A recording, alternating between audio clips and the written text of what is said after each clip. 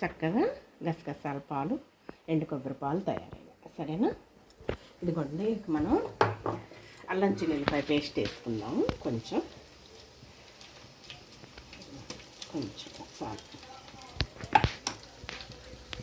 ఈ ఎండలకి మసాలా ఎక్కువ వద్దండి, తగ్గ వరకు వేసుకొని కమ్మగా తయారు చేసుకుందాం. సరేనా?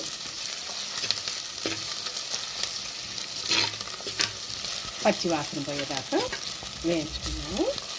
అల్లం చిన్నులపాయ పేస్ట్ కూడా ఫ్రెష్ది వేసుకోండి. చక్కగా ఏదైనా ఫ్రెష్ది అయితేనే రుచి అద్భుతంగా ఉంటుందండి, రుచి వస్తుంది ఎప్పటికప్పుడు అయితేనే.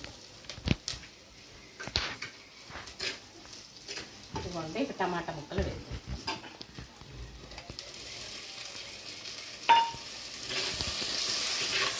ఇది కూడా కొంచెం మగ్గేసి నూనె పైకి వచ్చేదాకా. సరేనా?